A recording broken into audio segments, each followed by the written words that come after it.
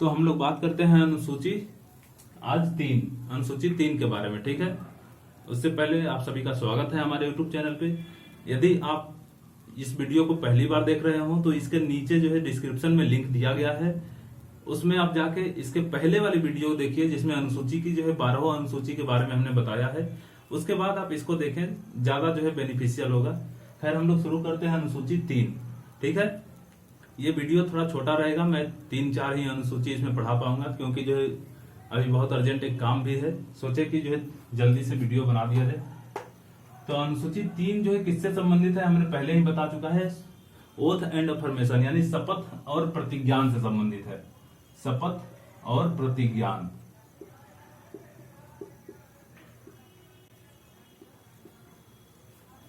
शपथ और प्रतिज्ञान में अंतर आप समझ लीजिए, हालांकि काम की चीजें नहीं है। शपथ जो होता है, शपथ ये जो है आस्तिक लोग करते हैं। आस्तिक लोग शपथ लेते हैं कि मैं अमुक देवता का शपथ, अमुक देवता को साक्षी मान के शपथ लेता हूँ। कोई भी देवता हो सकते हैं उनके मनपसंद। प्रतिज्ञान में ऐसा कोई जो है ये नास्तिक लोगों के लिए होता है।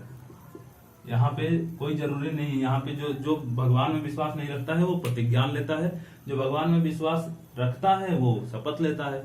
बस बाकी है दोनों वही चीज। ठीक है भाई, आप जो है आटा गूंथ लिए हैं तो बेलन से जो है उसको पराठा बना के खाइए या रोटी बना के खाइए, जाना पेट ही में है। सेम वही प्रोसेस है। यहाँ पे शपथ और प्रतिज्ञान में मूलभूत कुछ अंतर नहीं है, बस बेसिक देखा जाए अगर नॉर्मल तो ऐसे इसको जो है आस्तिक लोग शपथ लेते हैं और नास्तिक लोग प्रतिज्ञान करते हैं। एक और अंतर देख सकते हैं, यदि आपको जो है आप अनपढ़ हैं, यदि आप अनपढ़ हैं तो आप प्रतिज्ञान जो है लेंगे, और यदि आप पढ़े लिखे हैं तो शपथ जो है धारण कर सकते हैं। पढ़े लिखे हैं, अगर भगवान में विश्वास है तो आप शपथ ले सकते हैं। इसका अर्थ सीधा सीधा मतलब ये आप समझेंगे कि रुकिए मैं बताता हूं। मैंने बोला कि ये जो पढ़े लिखे लोग हैं, पढ़े लिखे लोग का मतलब कि जो कोई चीज को अपने आप बोल सकते हैं, एक बार देख लिए उसको याद करके बोल सकते हैं, वो शपथ हो गया। और जिसको एक व्यक्ति पढ़ रहा है उसका सुन के दूसरा फिर वही कागज उसको पकड़ा दिया गया है, वो भी उसको देख के बोल रहा है, तो वो प्रतिज्ञान होता है। नॉर्मली जितने नेता वक्ता लोग हैं वो लोग अभी प्रतिज्ञान ही लेते हैं। अभी आप सबने जो है बाहुबली मूवी देखी होगी, बाहुबली 2, जिसमें जो है जब भल्लाल देव जो होते हैं, भल्लाल देव और जो है बाहुबली, जब इन दोनों का राज्याभिषेक होता है, एक का जो है भल्लाल देव का राज्याभिषेक होता है और दूसरे का प्रमुख सेनाध्यक्ष के रूप में जो है, ठीक है, राज्य तिलक कराया जाता है। तो उस समय दोनों कसम खाते हैं। तो आपने देखा होगा मूवी में कि भल्लाल देव जो है वो एक चिट्ठा जो है खोल के ऐसे पढ़ते हुए जो है ऐसे ऐसे जो है शपथ लेते हैं। तो वो एक्चुअली में वो शपथ नहीं होता है, वो प्रतिज्ञान होता है। जब आप कागज देख के पढ़ रहे हैं, ठीक है, तो वो जो है प्रतिज्ञान हो गया। ठीक है, और यदि आप जो है अगर हम बोले कि आप बिना पढ़े कोई चीज, जैसे बाहुबली उसमें क्या करता है कि जब उसके पास आती है जो है वो संदेश जो है जिसमें लिखा होता है सारी चीजें बोल के पढ़ने के लिए, तो वो उसको मना कर देता है और डायरेक्ट जो है नॉर्मली बोलता है कि अमरेंद्र बाहुबली यानी मैं राजमाता शिवगामी देवी को साक्षी मानकर। तो यहाँ पे देखिए दोनों चीज आ गया, एक तो बिना देखे पढ़ रहा है तो ये शपथ हो गई, और दूसरी राजमाता शिवगामी देवी यानी उसका कहीं ना कहीं आस्था है किसी चीज में, यानी आस्था है तो वो आस्तिक हो गया, तो वो जो है शपथ हो गया। बस इतनी चीज आप समझ जाइएगा, और बाकी कोई दुनियादारी से मतलब नहीं है। आपको जो याद रखने वाली चीजें हैं वो यहाँ पे ये है एक्सेप्शन में। इस लिस्ट में अनुसूची 3 के जो लिस्ट है उसमें किसकी जो है शपथ के बारे में बात नहीं की गई है। तो जो है 3 व्यक्ति हैं, एक हमारे जो है राष्ट्रपति महोदय, प्रेसिडेंट, ठीक है, राष्ट्रपति, उपराष्ट्रपति, और तीसरे जो है गवर्नर यानी राज्यपाल, गवर्नर, ठीक है, यानी राज्यपाल। इन तीनों के शपथ और प्रतिज्ञान के बारे में जिक्र नहीं किया गया है इसमें। ठीक है, बस यही चीज आपसे पूछा जाता है। अब हम लोग पढ़ेंगे अनुसूची 4। तो आपको पता है कि अनुसूची 4 क्या है। अनुसूची 4 में जो है बात बोली गई कि भाई राज्यसभा में सीटों का बंटवारा, allocation of seat in the Rajya Sabha. तो अनुसूची 4 पढ़ने के लिए आपको पता होना चाहिए कि इसमें जो है बात क्या थी। तो बात हमने बता दिया कि कितनी सीटें कौन सी राज्य से राज्यसभा में होंगी। राज्यसभा जो है मतलब मेंबर ऑफ पार्लियामेंट, राज्यसभा में जो लोग चुन के जाते हैं वो मेंबर ऑफ पार्लियामेंट होते हैं। उसमें जाते कहां से हैं, तो हर राज्यों से लोग चुन के जाते हैं। कौन उनको चुनता है, तो उनका चुनाव जो है गुप्त मतदान होती है, अप्रत्यक्ष मतदान होती है, और अप्रत्यक्ष मतदान होती है। दूसरी बात एकल संक्रमणी विधि से होती है, अनुपातिक प्रतिनिधित्व प्रणाली द्वारा। और चुनता कौन है, तो राज्य से जो एमएलए होते हैं, विधायक जिन्हें बोला जाए ठेठ भाषा में, तो विधायक लोग चुन के अपने यहाँ से जितनी भी फिक्स की गई होंगी सीटें इस लिस्ट के अनुसार, इस अनुसूची 4 में जो भी जिस राज्य के लिए जितनी लिस्ट दी गई है उतना जो है वो लोग मेंबर अपने राज्यों से उठा के चुन के भेज देते हैं, और वही मेंबर जाके जो है वहां राज्यसभा में बैठते हैं 6 सालों के लिए। तो किस राज्य से कितनी जो है सीटें दी गई हैं ये आपको टोटल याद करने की जरूरत नहीं, आप याद कर लीजिए मैक्सिमम और मिनिमम। मिनिमम 1 सीट जो है दिखाया जाता है, और मैक्सिमम में जो है आपको यूपी से 31 सीटें मिल जाएंगी। 31 सीटें मैक्सिमम है, कहां से, यूपी से, ठीक है। मिनिमम 1 सीटें में आपको जो है कई सारे राज्य आ जाएंगे, जैसे कि आपका अरुणाचल प्रदेश हो गया, एपी अरुणाचल प्रदेश, उसके बाद जो है त्रिपुरा, मिजोरम, मेघालय, मणिपुर, नागालैंड, सिक्किम, पुदुचेरी, लद्दाख, गोवा, ये सबके एक एक है। तो मिनिमम को पूछने का कोई चांस ही नहीं बनता है। मिनिमम से ऐसे पूछ सकता है कि निम्न में से किस में जो है राज्यसभा की सीटें जो है सीटों की संख्या 1 से अधिक है, ऐसे पूछ सकता है। लेकिन मैक्सिमम का आप याद रखें, यूपी में सबसे ज्यादा 31 जो है सीटें जो है निर्धारित की गई हैं। 31 लोग यहाँ से जो है चुन के राज्यसभा के लिए जाते हैं। अच्छा, यूपी के बाद अगर आपसे पूछा जाए तो यूपी के बाद जो है आप याद रख लीजिए भाई, महाराष्ट्र की सबसे ज्यादा है यूपी के बाद, कुल 19 सीटें हैं। उसके बाद तमिलनाडु की है कुल 18 सीटें। तब बिहार और बंगाल की 16 सीटें हैं। बिहार और बंगाल की चाहे तो आप याद रख सकते हैं 16 सीटें हैं। आपको हम बता देते हैं आंध्र प्रदेश और एमपी और गुजरात, इन तीनों में 11-11 सीटें हैं। इन तीनों राज्यों में इतनी चीजों को आप जो है याद रख सकते हैं, तो बहुत आसान है। देखिए 1 2 3 4 5 6 7 8 9 10 का तो जो है यहीं पे काम तमाम हो गया एक ही में, और एक ये 11 हो गया। महाराष्ट्र जो है, तमिलनाडु 13, 14, 15 और ये 3 18, और 3 और आप चाहे तो याद रख लें, एक यूके हो गया, दिल्ली हो गया और हिमाचल प्रदेश हो गया। इनमें जो है 3-3 सीटें हैं। भाई देखिए हिमाचल, अगर जो है हम भारत की नक्शा को देखें तो हिमाचल प्रदेश यहाँ पे है, उत्तराखंड यहाँ पे है, और यहीं पे बगल में जब दिल्ली है। तो हिमाचल प्रदेश, उत्तराखंड और दिल्ली, इन तीनों में 3-3 सीटें हैं राज्यसभा में। इतनी अगर आप याद रख लेंगे तो मैचिंग भी आता है अगर जो है आपके एग्जाम में, तो आप कहीं ना कहीं से एलिमिनेट करके जो है आप टिक कर ले जाएंगे, ठीक है। अगर आप जो है देख लीजिएगा नेट से, जो है पूरा याद रख सकें तो और ज्यादा बढ़िया है। हम बताने को तो हम पूरा बता दें, लेकिन कोई मतलब नहीं है। आसाम का एक जो है, नॉर्थ ईस्ट में सारे एरियाज का एक है, आसाम को छोड़ के। आसाम का याद रख लीजिएगा, असम का 7 है। चलिए 7 जब बता ही रहे तो हम आपको बता दें असम इसका जो है एक ट्रिक है, PTA, ए से असम, टी से तेलंगाना और पी से पंजाब, ठीक है। असम, तेलंगाना और पंजाब, इन तीनों का जो है कितनी सीटें हैं, इन तीनों की 7-7 सीटें जो है निर्धारित की गई हैं, पीटीए, ठीक है। तो इतना चीजें आपको जो है ध्यान होना चाहिए। ये अनुसूची 4 की बात थी। अब आपको यहां से एक बहुत ही इंपॉर्टेंट चीज बताते हैं। देखिए हमारे संविधान के अनुच्छेद 4 को पहले आप जानिए। अनुच्छेद 4 आर्टिकल 4, हालांकि हमने अभी बताया नहीं है लेकिन शॉर्ट में बताते हैं।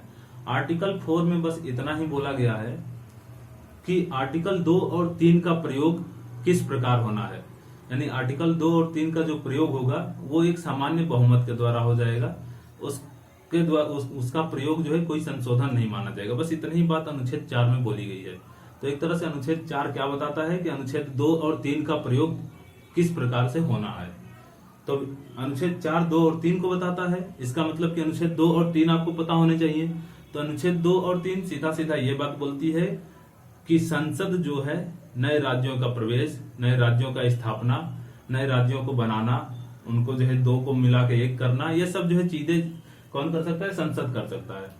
तो सोचिए अगर संसद ने कोई भी राज्य बनाया या फिर 2 को मिला के 1 कर दिया, ठीक है, तो ऐसी कोई भी चीज है अगर संसद ने किया तो अनुसूची 1 बदलेगी पहली नंबर, और अनुसूची 4 बदलती है। 2 अनुसूचियां एकदम बदल जाती हैं। इस चीज को ध्यान रखेंगे। क्या हमने बोला? जब भी आर्टिकल 4 का प्रयोग किया जाएगा तो अनुसूची 1 और अनुसूची 4 हमेशा बदलेगी। आर्टिकल 4 का मतलब, आर्टिकल 4 का यूज का मतलब इट मीन्स आर्टिकल 2 एंड 3, इसका यूज समझ में आ रही है बात ना? तो हमने बोला कि जब भी आर्टिकल 4 का प्रयोग किया जाएगा तो स्केड्यूल 1 और 4 ऑटोमेटिक चेंज हो जाएंगे। 1 कैसे चेंज हो जाएगा? क्योंकि इसमें जो है बात की गई है भारत के राज्य और संघ शासित प्रदेश के जो है नामों के बारे में। तो जब भी कोई नया राज्य बनेगा तो एक अनुसूची 1 में जो है संशोधन कर मतलब जो है अलग से जोड़ना पड़ेगा, तो डिस्टर्ब होगा अनुसूची 1। अनुसूची 4 कैसे डिस्टर्ब होगा? तो एलोकेशन ऑफ सीट इसमें दिया गया है। तो भाई जो कोई नया राज्य बनेगा तो उसके भी जो है राज्यसभा के लिए सीटें निर्धारित की जाएंगी कि वहां से कितने लोग चुन के राज्यसभा में जाएंगे। तो फिर अनुसूची 4 में नया जो है जोड़ना पड़ेगा कि इस राज्य के लिए कितना सीटें जो है देना है, ठीक है। तो अनुसूची 4 भी बदल जाएगी। इसीलिए बोला जाता है कि जब अनुच्छेद 4 का प्रयोग किया जाता है तो अनुसूची 1 और अनुसूची 4 हमेशा बदलती है। ये कई बार एग्जाम में पूछा गया क्वेश्चन है, आप ध्यान रखेंगे। तो अनुसूची 4 की बातें खत्म हो गई। अनुसूची 5 पे आते हैं हम लोग। अनुसूची 5 में किसकी जिक्र है? तो अनुसूचित जाति एवं जनजाति क्षेत्रों के प्रशासन और नियंत्रण के बारे में, ठीक है। एडमिनिस्ट्रेशन एंड कंट्रोल, ठीक है, for a scheduled and scheduled tribes area, scheduled caste and scheduled tribes area. यानी कि जो है सीधा सीधा बोले तो आपको हम ये जो है बातें बता चुके हैं। अनुसूची 5 क्या है? अनुसूची 5 सीधा सीधा जो है बोला जाए अनुसूचित जाति और जनजाति क्षेत्रों के प्रशासन और नियंत्रण के बारे में बताता है। इसमें 4 राज्य को शामिल नहीं किया जाता है। उन 4 राज्यों को जो है हम लोग अनुसूची 6 में देखेंगे। वैसे यहाँ पे हम डिस्कस कर दें, यहाँ पे असम, मेघालय, मिजोरम, त्रिपुरा, इन 4 राज्यों को जो है यहाँ पे जिक्र नहीं किया जाता है। इनके प्रशासन की, इनके जो है ट्राइबल्स एरिया के प्रशासन की जिक्र यहाँ पे नहीं है। ट्राइबल्स एरिया की ध्यान रखिएगा। तो अनुसूची 5 से आपको याद रखना है कि इससे रिलेटेड जो भी जो है हमारे पास अनुच्छेद हैं, आर्टिकल हैं, वो 244 एंड 244 कैपिटल ए, ये 2 आर्टिकल हमारे सामने इससे रिलेटेड हैं। कोई भी क्षेत्र अनुसूचित जनजाति क्षेत्र होगा, इसकी घोषणा राष्ट्रपति करेंगे राज्यपाल के एक रिपोर्ट देने के बाद, ठीक है। फाइनली राष्ट्रपति करेंगे, ठीक है। उसके बाद बोला जाए इन अनुसूचित जाति जनजाति क्षेत्रों के कार्यान्वयन के लिए, उनकी एक्टिविटीज को जो है सही रूप से चलाने के लिए संसद ने एक अधिनियम लाया था 1996 में, जिसको बोला जाता है पेशा एक्ट। कौन सा act? PESA act, panchayat extension to a schedule areas, ठीक है। पेशा एक्ट किससे संबंधित है? अनुसूचित जनजाति जाति क्षेत्रों से। अनुसूचित जनजाति जो भी जो ये अनुसूचित जाति और जनजाति जो भी ये आपकी जो है संबंधित, इनसे जो है आयोग का जो है इनसे रिलेटेड जो आयोग बनते हैं उसका भी जो है जिक्र 244 में किया गया है कि अनुसूचित जाति जनजाति संबंधित जो आयोग हैं वो 244 में जिक्र है। तो अनुसूचित जाति और जनजाति के जो है अनुसूचित जनजाति के आयोग के अध्यक्ष कौन है इस समय? नंद कुमार साई, याद रखिएगा। तो अनुसूची जो है 5 की ये जो है बातें जो है शामिल। अनुसूची 5 में जो है इससे ज्यादा आपको हमारे हिसाब से तो नहीं पूछेगा, ठीक है। अनुसूची 6 की बात करते हैं। अनुसूची 6 में क्या है? तो अनुसूची 6 में अभी हमने बताया कि 4 राज्यों का स्पेशली वहां पे प्रावधान किया गया है ट्राइबल्स एरिया के एडमिनिस्ट्रेशन के लिए। अनुसूची 6 क्या है? एटीएम में ये एक कोड है, वो 4 राज्यों की बात बताता है। में का मतलब जो है मेघालय हो गया, यम का मतलब आपको बाद में बताएंगे, ए का मतलब असम हो गया, टी से त्रिपुरा हो गया, यम से जो है बच गया मिजो, देखिए एक मेघालय तो हो ही गया, एक एम से जो है उत्तर पूर्वी राज्यों में बढ़ रहा है मणिपुर, और एक बच रहा है मिजोरम। तो देखिए ट्राइबल्स एरिया जो है बात है, ट्राइबल्स एरिया में कोई मनी उनी का ज्यादा जो है सवाल नहीं होता है, वो सब गरीब लोग होते हैं, तो यहाँ मनी को काट दीजिए और जो है मिजोरम यहाँ पे आपके सामने आ जाएगा, मिजोरम। ठीक है, तो एटीएम में ये कोड है। इन 4 राज्यों में शेड्यूल्ड ट्राइबल्स एरिया के लिए प्रशासन के जो है बातें जो है शामिल की गई हैं। तो उनकी प्रशासन किस प्रकार से की जाएगी? उनकी प्रशासन जो की जाएगी वो आपकी 2 टाइप से की जाएगी। उनके लिए 2 जो है काउंसिल बनाए गए हैं। एक का नाम है स्वायत्त जिला परिषद, जिसको अंग्रेजी में बोला जाता है ऑटोनोमस डिस्ट्रिक्ट काउंसिल। इसमें जो है आपके जिला यानी जो है डिस्ट्रिक्ट लेवल पे जो भी एक काउंसिल बनती है, उसमें जो है लोग होते हैं, कुछ जो है जनजाति क्षेत्रों से संबंधित होते हैं, कुछ उस गांव के जो है मुख्य रूप से जो है मुखिया लोग होते हैं, इस तरह से। इसके बाद जो है एक और जो है संस्था है स्वायत्त क्षेत्रीय परिषद, ये बड़े लेवल पे जो है बनाई जाती है, ये राज्य लेवल पे एक तरह से कह सकते हैं। ठीक है, तो ऑटोनोमस रीजनल काउंसिल। 2 प्रकार से ये ट्राइबल एरिया में प्रशासन की बातचीत की जाती है। ये इससे क्वेश्चन कैसे पूछेगा? इससे क्वेश्चन बस ऐसे पूछ सकता है, ऑटोनोमस डिस्ट्रिक्ट काउंसिल का संबंध किस अनुसूची से है? तो आपको याद रखना है अनुसूची 6 से इसका संबंधित है जो। ठीक है, अब इसके बाद अगर हम बात करें कि अनुसूची 7, तो अनुसूची 7 आपको पता है कि क्या है? शक्तियों का बंटवारा। सबको जो है राज्य को, संघ को, इन लोग को अपना अलग अलग एक सूची दे दी गई है, और एक ऐसी सूची है जिसपे दोनों लोग कानून बना सकते हैं। तो इसके बारे में हम लोग ठीक है।